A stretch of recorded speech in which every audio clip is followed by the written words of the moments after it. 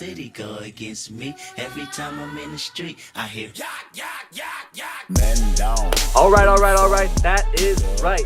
The crown jewel of the Swag House Fantasy Federation is back. Welcome, gentlemen. This is your Commissioner, Isaac Schumacher, officially welcoming you back to Season 3 of the Swag House Bubble. Spamtown, Med City, drama, and basketball. It's all here. We're going to see, just start ramping up to see who can take down the crown and win yourself a Toppling Goliath jersey and raise your own banner. I got my banner. It's right here. It's off the wall. I had to concede the wall space to the newly crowned Alex Ciola's San Antonio Women, and time froze when that thing came in the mail. Isn't it something? That is a banner, if I've ever seen one. But yeah, we got 2 weeks, less than 2 weeks before the draft. Just 12 days by the time I'm making this video. Might be 11 now. Again, welcome to the 2022-2023 season. We got a little housekeeping things to do to take care of before we get to draft day. So a little agenda. We have a new owner to announce, new roster sizes, new salary caps, some draft day expectations. We got 3 different drafts going on that day. It shouldn't take long, though. Don't worry about that. Sleeper challenge. That's new this year that I'm going to have to reintroduce to everyone because not everyone has been signed up for that yet. And then a buy-in amounts at the end. So we're going to take care of all that. I'm jazzed. Let's get right to it. All right, so first up, we got one new owner to announce. And welcome to the league, James Snee, co-owner now of the Ghost of Simmons with Hunter Lewis. Snee has been over at the house a couple times. Everyone might be familiar with him by now. But he is going to be a co-manager with Hunter on a team that finished last in the league last year. So we're going to see if Snee and Hunter can make a dynamic duo and bring that team back into a competitive position. They do have the 1st and 8th overall picks this year, so that should be exciting and a welcomed addition to this league. So welcome, James Snee. Moving on then to new roster sizes. Not much has changed in this regard. I'm still kind of contemplating what I'm going to do here. There will be at least one extra position. So right now we do have 20 from last year. We have 20 active roster spots. I'm either going to move it to 21 or 22. Still deciding there. And then the IL spots will be either moved to 3 or 4. So if we go with the 21 active, we'll go with the 4 IL. If we go to the 22 active, we'll go with the 3 IL. Regardless, though, everyone will be receiving 3 taxi squad spots. And those spots are eligible to any first-year rookie or second-year player on your team. So anyone you drafted in the rookie draft last season is still eligible to be in that taxi squad if you want to move them over to the taxi squad. I suppose I'll explain a little bit more about the taxi squads here than now. Unlike baseball, if you're in the baseball league, you'll know that the taxi squads there, as soon as you move a player off of them, they cannot go back. That is not the same case for basketball. You are allowed to move your player 3 times from the taxi to your active roster before they are ineligible from going back to the taxi squad. A lot of flexibility in basketball. Some guys might pop off and then they might go back down again. And so I want to be able to give the opportunity for people to move around their players as they will. But how that works then, if you were to claim a first or second year player off of waivers and put them on your active roster, that is one move already. So if you were to move them to your taxi squad, you would only have 2 more times you would be able to move them to your active roster. If they start on your taxi and then you move them over to their active roster, that would be the first time they were moved to your active roster. So you can move them back and move them back on twice more after that, if that makes sense. Any questions, come see me. But you don't actually have to. You can take active players on your roster right now that are first or second year players and move them onto your taxi before the season starts as well. That's something to consider. Let me know if that is something you want to do. Moving on. There's, by the way, also no more expansions to the rosters after this year. This is the final expansion. We shouldn't expect any more roster spots to open up next year. So this is it going forward. New salary cap changes. This is something that might change going into next year now that we have the extra roster spots. But we moved from a 250 cap space to a 275 prior to this draft this year. So everyone has $275 to work with now in their salary budget. Everything is current. So if you go into your keeper list and look at what your players are worth, that's what they're worth. That's how much salary cap space you have. Go set your keepers. I I'll add a deadline that I need keepers by later on, but I do need them set sooner than later because of the we'll get into that later. We'll worry about that later. But yes, so we moved from a 250 to 275 salary cap space. Everything's current, and you have 20 keepers to set. So go do that now. Moving on, draft day. Date and time is October 9th. Pull it up here real quick. October 9th at 10 a.m. That is our current plan at the request of Jackie Dankert. It sounds like everyone will be able to make that time. I know that a lot of people in the league have a wedding the day before that. Yes, it's Sunday, October 9th at 10 a.m. There you go. I'll put it right there for you so you know. Sunday, October 9th at 10 a.m. So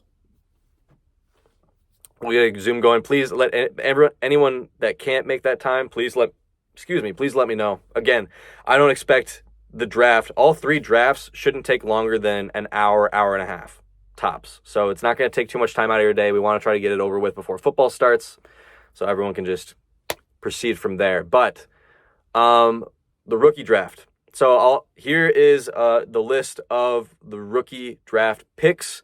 Any questions on that, let me know. But that should, unless there's been any trades made that I don't know about, please let me know about that. But then this should be the most current rookie draft order. The taxi draft will actually be a 3-round draft directly preceding the rookie draft. It's almost like it's the same draft. So the rookie draft is only going to be the first-year players, the ones coming into this league. And then the taxi draft is going to be whatever players left out of that rookie pool that haven't been drafted, plus all of the active 2-year players that aren't on current teams yet.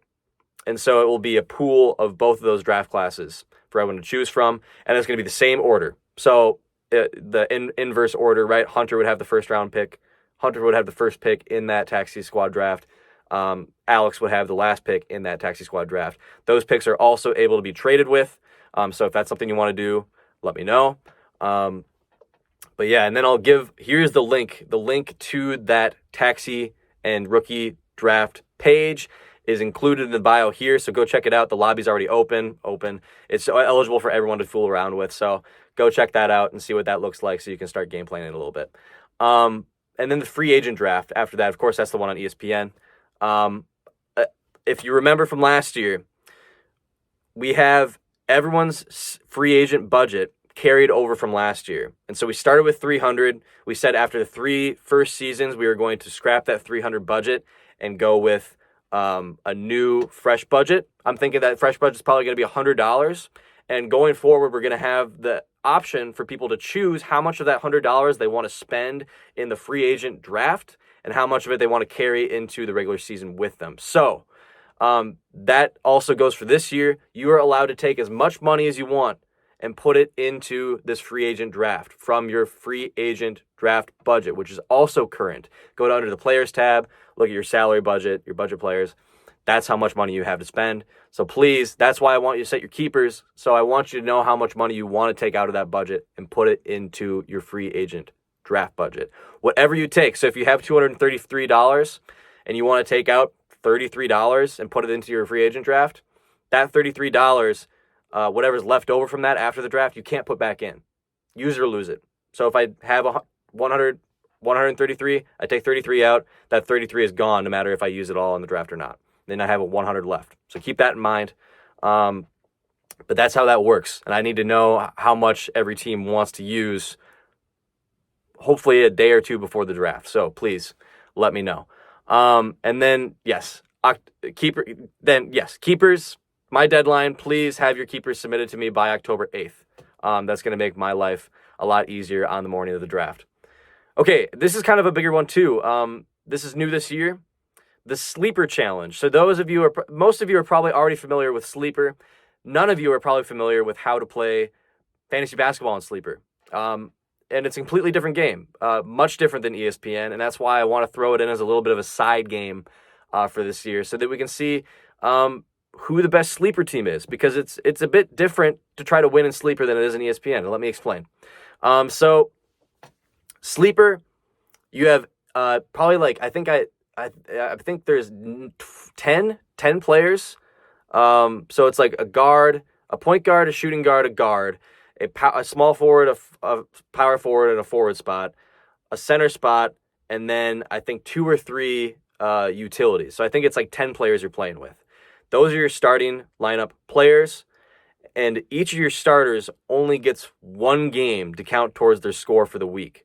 So you get to pick what game you want that player to receive credit for during the week. And you don't even have to pick a game. If you don't end up picking a game from them, they just take the last game on the schedule. And so regardless, you're only getting credit for 1 game per starting player, which is really interesting because instead of trying to figure out the best way to filter your players on ESPN and making sure all of your lineup is full at all times, it's less hectic on Sleeper.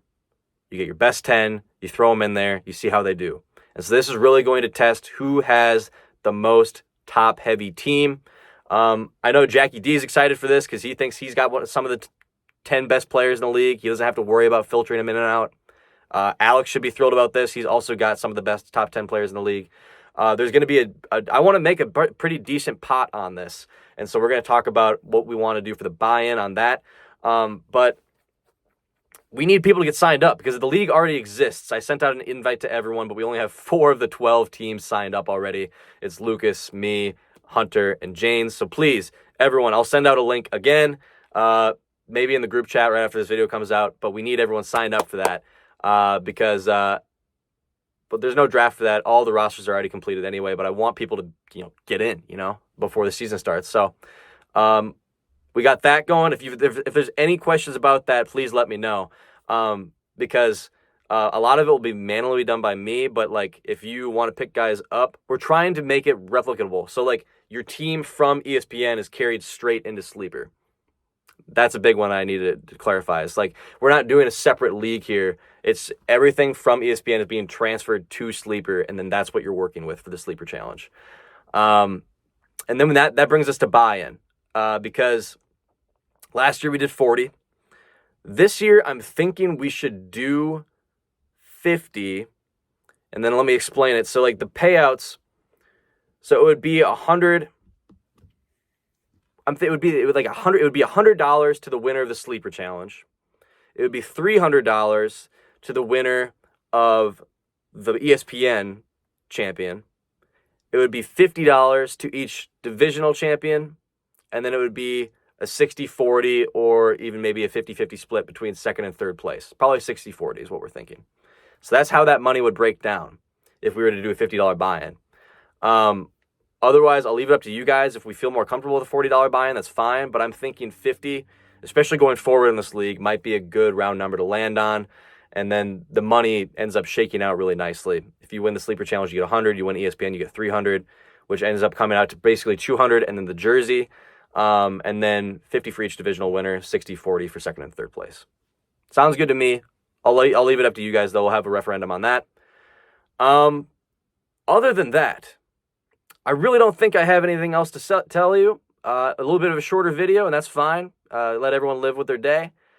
Fellas, Season 3. I'm excited. We're going to see if a Med City team can come out on top this year. We got 2 Spamtown crowns. 2 Med City, Spamtown are split as in the rivalry challenge, that interleague play. So we'll see if Spamtown can overtake Med City or if Med City can keep the medal down, keep us pressed down and have the advantage in that. Spamtown's 2-0 in the Spamtown Med City postseason live game. So we're going to see if Med City can pull off a win on Spamtown there. A lot to play for, fellas.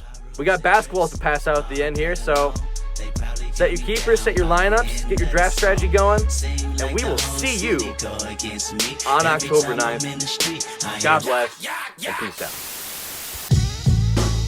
Wake your punk ass up. It ain't nothing but a Compton thing. Chill. Real simple and plain. We teach you some lessons about the street. Hood. It ain't nothing but a Compton thing. Chill. Oh, no! Yeah, we went through some tough times. Hey, tell that guy shut up. Like fucking cockeye.